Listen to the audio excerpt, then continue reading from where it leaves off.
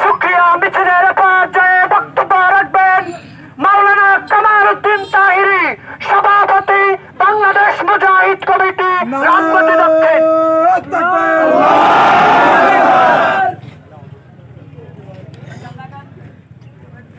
আলহামদুলিল্লাহ সুম্মা আলহামদুলিল্লাহ। গত 5ই আগস্ট বাংলাদেশের আকাশে স্বাধীনতার সূর্য উদিত হয়েছে।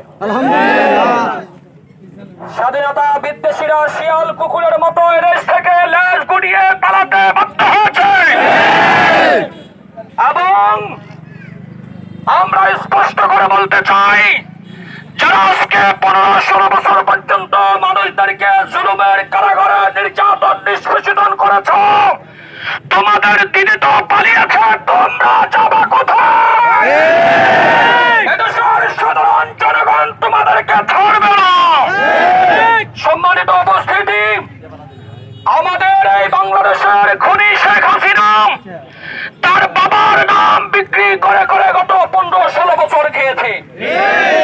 বাবার মূর্তি বানানোর জন্য বাংলাদেশের মানুষগুলোকে ভারতের গোলাম কৃতদাস বানিয়ে রাখার জন্য রাস্তার মোড়ে মোড়ে যখন মূর্তি স্থাপন করতেছিল, আমাদের নায়েবে আমির আমিরুল মুজাহিদিন আল্লামা মাহমুদুল হক সাহেব সহ রাস্তায় নেমে ওই মূর্তিগুলোর প্রতিবাদ এবং বিক্ষোভ করেছিল। এর পরিপ্রেক্ষিতে ওলামায়ে কেরামদেরকে জেল এবং জুলুম দিয়ে অন্যায়ভাবে কারাগারে নিষ্পেষিত করেছিল। আমাদের নায়েবে আমির বলেছিল, লেনিনের মূর্তি যেভাবে ফেলে দিয়েছে, একদিন বাংলাদেশের মানুষ শেখ মুজিবের মূর্তি ফেলবে, তার বাস্তবায়ন আমরা গত 5 তারিখে দেখেছি। যে আগস্ট মাস এই বাংলাদেশের ইতিহাসে শোকের মাস হিসেবে পালন করা হতো, সেই আগস্ট মাস আগামী প্রজন্ম খুশির সংবাদ নিয়ে স্বাধীন মাস হিসাবে পালন করবে, বিজয়ের মাস হিসাবে পালন করবে। সুতরাং বিক্ষুব্ধ জনতা, আমরা এক হাসিনা থেকে দেশ যদিও রক্ষা করেছি, হাজারো খুনি এখনো আমাদের বাংলাদেশে আছে না নাই? সিএনজি স্ট্যান্ড, রিক্সা স্ট্যান্ড, গাড়ির যে কোনো স্ট্যান্ডে আগে চাঁদাবাজি হতো, এখনো যারা চাঁদাবাজি করতে আসবে, স্বাধীন বাংলাদেশে চাঁদাবাজি করার কোনো সুযোগ দেওয়া হবে না।